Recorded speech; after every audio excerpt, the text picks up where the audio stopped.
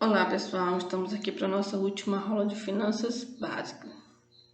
Hoje, nossa última aula, a gente vai falar sobre noções de matemática financeira e controles financeiros. Nossa última aula é para o curso de assistente administrativo. E aí, nosso roteiro de aula, principais noções de matemática financeira e controles financeiros. Vamos lá, vamos começar com nossas noções de matemática financeira. Toda operação financeira, como a concessão de empréstimo, financiamento bancário, dívida e cartão de crédito, tem 4 componentes básicos: valor presente, tempo, taxa e valor futuro. Então, são 4 elementos básicos. E aí, valor presente representa a data atual de uma operação financeira. Funciona como ponto de partida da operação. É o valor na data inicial da operação, na data de origem da operação. Então, esse é meu valor presente. Isso aí a gente vai designar nas fórmulas por P. Toda vez que eu colocar um P numa fórmula para fazer um cálculo, estou falando do meu valor presente. Tempo, toda operação se passa dentro de uma quantidade específica de tempo. Então, toda operação se passa dentro de um período de tempo. Isso aí será meu tempo nas operações que eu vou designar por N. Ele vai ter relação direta com a taxa de juro. Taxa de juro mantém relação direta com a unidade de tempo, uma vez que pode ser aplicada por mês, por dia, por ano ou qualquer outro prazo estabelecido. É representada por I, podendo ser expressa em porcentagem ou decimal. Então, a taxa de juro, ela é o nosso I nas operações. Então, é uma unidade de tempo que vai ser aplicada, no caso, como é que vai ser aplicada a nossa operação? Por dia, por mês, por ano, e ela vai estar sempre expressa em percentual. E aí a gente tem que entender que a gente tem que transformar, para fazer os cálculos e colocar nas fórmulas, em taxa unitária ou taxa decimal. Como é que eu faço isso? 5% é igual a 5 dividido, no caso aí de 5%. Eu pegaria 5 dividido por 100, que daria 0,025. Então, toda vez que você tem uma taxa percentual, é só dividir ela por 100 que você encontra a sua taxa decimal. E o valor futuro é o resultado da ação do juros sobre o valor presente. Então, toda vez que eu estiver falando de valor futuro, a gente vai usar o F ou FN para colocar nas fórmulas. E ele vai ser exatamente o resultado da ação dos juros, que os juros fizeram sobre o valor presente. O resultado da ação dos juros sobre o valor presente. Então, aí eu vou ter meu valor futuro, que muitos chamam de montante. E aí é visualizar um caso, uma situação real e hipotética, né? Você viu um lindo sapato em uma loja de sua cidade, quis comprá-lo porque ele estava em promoção de R$200 se o pagamento fosse à vista, mas não tinha dinheiro para comprar, sabia que tinha daqui a 3 meses. E aí você comentou com seu amigo Miguel e ele disse: eu empresto pelo prazo de 3 meses, porém, uma condição que você pagasse os juros do período a uma taxa de 1% ao mês. Que valor você vai devolver para o seu amigo Miguel daqui a 3 meses? Então, você tem um caso prático, a primeira coisa que você tem que fazer é retirar as variáveis que eu falei, os elementos básicos da operação. Vamos lá?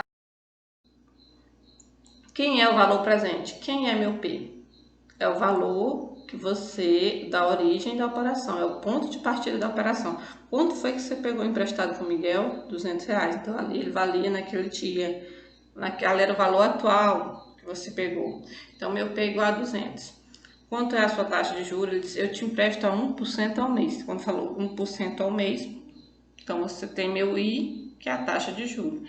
Por 3 meses, então 3 meses é meu tempo, então N é igual a 3. E você sabe quanto é que você vai pagar para o Miguel? Não. Então F é o valor que você quer, o valor da incógnita da questão. A matemática financeira está diretamente ligada ao valor do dinheiro no tempo. Por sua vez, está ligado à taxa de juros. Então, juros é a remuneração recebida pela aplicação, né, então de usufruir do capital adquirido, ou ainda é o ônus pago pelo gozo antecipado de um capital a ser adquirido. E aí, você só lembrar do exemplo prático. No caso do Miguel, ele recebeu uma remuneração por abdicar de usar aquele capital, R$200. E o meu amigo vai pagar um ônus por um capital que ele antecipou, mas que só teria no futuro. Então, ele pode ser uma remuneração e, ao mesmo tempo, um ônus. Isso é juros. Taxa é a unidade de medida utilizada para calcular os juros os quais podem ser fixados por meio de uma taxa percentual, que sempre se refere à unidade de tempo. E aí o exemplo, 6% ao ano, 5% ao semestre, 1% ao mês. Assim, taxa de juros é a razão entre os juros recebidos no valor do período, no final do período, e o capital inicialmente empregado. E aí a gente tem que os juros podem ser feitos de dois tipos de regime de capitalização, juros simples e juros composto, e a gente vai falar deles. Juros simples é diretamente proporcional ao capital inicial e ao tempo de aplicação. Então, juros simples, para você calcular os juros, no juros simples, você vai fazer o quê? Vai ser o quê? Juros é igual a valor presente vezes taxa vezes tempo de aplicação. Juros, meu J, é igual a valor presente, quem é valor presente? P, vezes taxa, quem é a taxa? I, vezes tempo de aplicação, que é o tempo de aplicação, N. Então, juros é igual a P vezes I vezes N. É a fórmula básica para o cálculo de juros simples. E aí, um caso hipotético. Mariana tomou emprestado, que é para você fixar como é que faz esses cálculos. Mariana tomou emprestado com sua tia Joana um valor de R$350, a uma taxa de juros de 12% ao mês. Após 6 meses do empréstimo, ela resolveu pagar a tia Joana. Mas quanto é que ela vai pagar de juros para a tia Joana? É só tirar as variáveis da situação problema. Ela tomou emprestado com a tia Joana quanto? 350. Então, 350 é o valor inicial da operação, o valor presente, é meu P. A uma taxa de juros de 12% ao mês. Então, meu I é igual a quê? 2%. Tenho que transformar em unitária. 2 dividido por 100 dá 0,02 ao mês. E meu tempo, qual foi o tempo que ela resolveu pagar? 6 meses. Então, N igual a 6. E os juros é o que eu quero. Só jogar na fórmula. Juros é igual a P vezes I vezes N. Juros é igual, que é meu P? 350. Vezes I, que é meu I? 0,02. Vezes N, que é meu N? 6. Se eu fizer esses cálculos, então a Mariana vai pagar para a tia dela de juros R$42. Exemplo bem prático. E aí, montante. Quem seria meu montante? O meu valor futuro é o resultado da soma dos juros ao capital principal ou valor presente. Então, juros é o que? Meu montante ou valor futuro? É o que? Capital mais juros. É o que eu entreguei, dei emprestado, mais os juros que eu vou ter por aquele dinheiro que eu dei emprestado. Então, FN, que é o valor futuro, é igual a P mais J. Ok? E aí, um caso prático para a gente calcular o valor futuro. Temos uma aplicação de R$2.000 com juros anuais de 36% ao mês. Qual o montante acumulado dessa aplicação após 7 meses? Primeira coisa, retirar os elementos básicos da operação. O meu P, meu I, meu N. Quem é meu valor presente? Quanto foi que eu apliquei no início da operação? 2.000, então P igual a 2.000. Quem é minha taxa de juros? 36% ao ano. Então, I é igual a 36% ao ano. Quem é meu N? 7 meses. Meu tempo é 7 meses. Então, tem uma aplicação com a taxa de juros ao ano e um tempo ao mês. Eles têm que ser iguais. Se é a ano, então, se é 7 meses, então a taxa tem que ser ao mês. Ou então, ou você transforma a taxa ou a taxa de juros. Ou, aliás, ou a taxa ou o período de tempo. No caso, aí a gente pegou e transformou a taxa. 36% ao ano, a gente transformou em mês. Que no caso, quanto é que tem um ano? Tem 12 meses. Então, a gente 36 dividido por 12, que dá igual a 3% ao mês. Isso funciona para juros simples. Para juros compostos, essa proporcionalidade de taxa não funciona. Então, o legal é transformar o tempo. E aí, no caso, é só tirar as variáveis. P igual a 2.000, meu I 36 deu 3% ao mês. Meu TN deu 7 meses. Então, juros é igual a P vezes I vezes N. Apliquei 2.000, então P igual a 2.000 vezes I, dividido por 100, 3%, deu 0,03, vezes o N, que é 7. Se eu fizer isso, deu R$420 de juros. Então, quanto é que eu vou pagar para... Vou receber por essa aplicação o que eu apliquei, 2.000 mais os juros. 2.420. Então, vou receber R$ 2.420. E aí, a fórmula do montante abaixo. Então, Fn é igual a P mais P vezes I vezes N. A gente vê a nossa fórmula final é o quê? P vezes 1 mais I vezes N. Aí já a fórmula básica que a gente viu lá, onde como surge. Então, vamos para o exemplo prático. Apliquei R$ 9.500 durante 5 meses, a taxa de juros de 1,9% ao mês. Calcule o valor de resgate no regime de juros simples. É só retirar as variáveis e colocar na fórmula. Apliquei 9.500, então é meu P. Por 1,9% ao mês, é a minha taxa. Lembrar que eu tenho que colocar ela em unitária, é só dividir por 100, que dá 0,019. E meu N é quanto? 5 meses, então N é igual a 5.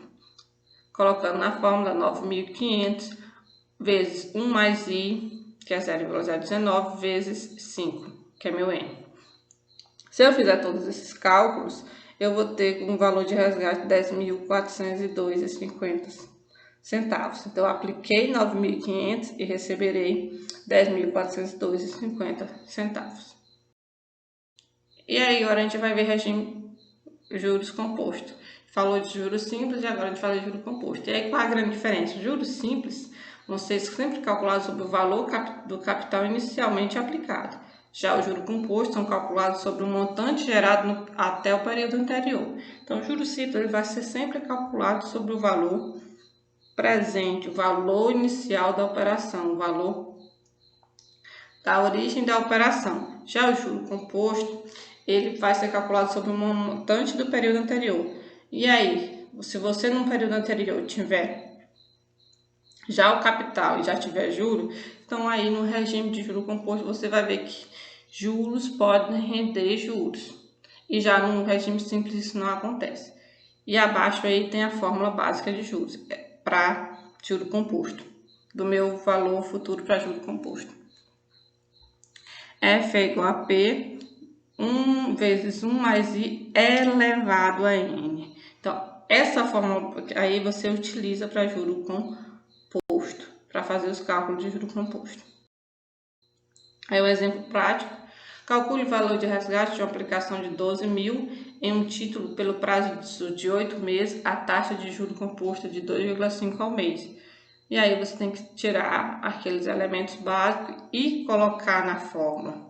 Primeira coisa, Fn igual a P. Quem é meu P? O valor que eu apliquei, o valor origem da operação, que no caso é 12.000. Vezes 1, que é da fórmula, mais I, quem é meu I? É minha taxa. Quem é minha taxa? 2,5 ao mês. Eu tenho que colocar em unitário, então eu divido por 100, deu 0,025. Elevado a N. Quem é N? Meu tempo. Quem é meu tempo aí? 8 meses. Então é só colocar na fórmula e aí você vai fazer os cálculos. Se você fizer esses cálculos, deu 12.000 vezes 1 mais 0,025 elevado a 8, e vocês façam na calculadora, de preferência a científica ou a financeira, porque senão na científica dá certo, porque a mão fica bem trabalhoso. Então, meu F, o valor de resgate, vai ser 14.620,83 centavos.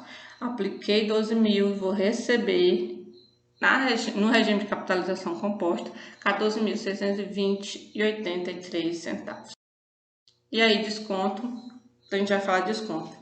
E aí, desconto que é bem diferente do que a gente está acostumado, porque a gente está acostumado com promoção e liquidação. Desconto aqui vai ser um abatimento sobre o valor de um título de crédito que é resgatado antes do vencimento. Então, desconto para finanças é o que? Um abatimento que você vai dar sobre o título de crédito, porque a empresa foi lá e resgatou esse título antes do prazo de vencimento. E aí você tem que lembrar lá da nossa segunda aula que os títulos descontados são letra de câmbio, nota promissória e duplicata. E aqui a gente vai falar basicamente dos tipos de desconto. A gente não vai fazer cálculo de desconto. Quem são? Mesma coisa do regime dos juros. Existem dois tipos de desconto, o simples e o composto. O simples vai ser usado nas operações de curto prazo e o composto nas de longo prazo. E aí você vai ver que os juros simples, eles ainda vão ser subdivididos em racional ou por dentro, ou comercial ou por fora. E a mesma coisa, o composto também é dividido em racional e comercial. E aí a gente vai falar deles agora. E aí, desconto simples é semelhante ao juros simples, só que agora você vai ter um desconto pela antecipação de um valor de um título de crédito que estaria disponível no futuro. E aí o racional e o comercial. Qual é basicamente a diferença entre o racional e o comercial? O simples você já sabe. Ele é feito com capitalização simples. É um desconto que você vai ter sobre um título que estaria disponível no futuro. E aí racional. Qual a diferença do racional para o comercial? O racional ele vai incidir sobre o valor presente ou o valor do capital liberado da operação. Então, a taxa de desconto ela vai ter um custo, vai fazer o custo efetivo de todo o período de desconto. Já o comercial ele vai incidir sobre o valor nominal, o valor de resgate do título. Então, comercial incide sobre o valor, é um desconto feito sobre o valor nominal do título. Já o racional é um desconto que incide sobre o valor presente do título, o valor do capital liberado da operação. Essa é a grande diferença. E o composto é semelhante ao juro composto e é feito sobre o regime de capitalização composta. E aí a gente não utiliza o comercial, o desconto comercial, o composto comercial, ele não é usado. A gente usa ainda o racional. E esse desconto racional, ele é sobre o regime de capitalização composta e feito sobre o valor atual do título, aliás, o valor presente do título. Então, descontos feitos que incide sobre o valor presente do título e não sobre o valor nominal. E agora a gente fala de série de pagamentos, também conhecida como anuidades. São aplicações ou pagamentos com parcelas periódicas, as nossas famosas prestações. É quando você vai na loja e compra em 12 vezes. Então aí você está fazendo uma série de pagamentos. Então, pagamentos feitos com parcelas periódicas. E aí são nesse sentido, eles são classificadas em pós-antecipada, antecipada e diferida. A pós-antecipada é quando você não dá entrada, você vem na loja e vai pagar a primeira daqui a 30 dias. Então, são pagos no final dos períodos e é sem entrada. A antecipada exige pagamento no início do período. É quando você vai fazer um consórcio para um carro e você tem que dar uma entrada. Então, ali você fez uma série antecipada. E a diferida é aquela que dá carência para o primeiro pagamento. E aí, os controles financeiros são ferramentas e processos úteis e indispensáveis para o planejamento e a estruturação financeira de um negócio. Então, e aí, falando de controles financeiros, é como a gente fala, o acompanhamento do dia a dia da empresa. É onde a gente vai ter ferramentas para fazer planejamento e vai conhecer a estrutura financeira da empresa. Então, eles são muito importantes para uma empresa. E aí, os principais tipos de controle: controle de caixa, controle de banco, controle de conta a receber, a pagar, controle de estoque, fluxo de caixa. A gente viu lá na primeira aula esses controles aí. Então, os principais controles que você deve ser feito na empresa, e a gente viu que são feitos, tem uns que são feitos de forma diária, tem outros que são por um período de tempo, que é o fluxo, por exemplo, o fluxo de caixa. E aí, a gente tem os 3 demonstrativos fundamentais de uma empresa: a DRE, a demonstração de resultado de exercício, o balanço patrimonial e o demonstrativo de fluxo de caixa. Aí você vê que tem um demonstrativo de fluxo de caixa, que é um relatório fundamental, um demonstrativo financeiro, que é feito também pelo fluxo de caixa. Então, é um dos mais importantes. Então, toda empresa vai ter esses 3 relatórios fundamentais: DRE, balanço patrimonial e demonstrativo de fluxo de caixa. E aí a gente tem os índices financeiros que servem para fazer análise desse demonstrativo financeiro: índice de liquidez, índice de atividade, de endividamento, rentabilidade e mercado de ações. Mais utilizados hoje: liquidez, endividamento e rentabilidade. Aí a gente tem as referências básicas para a aula de hoje. E aí, muita informação, você pode aprofundar o conhecimento. Desde já agradeço o carinho e a atenção dedicados a essa disciplina. Até uma próxima.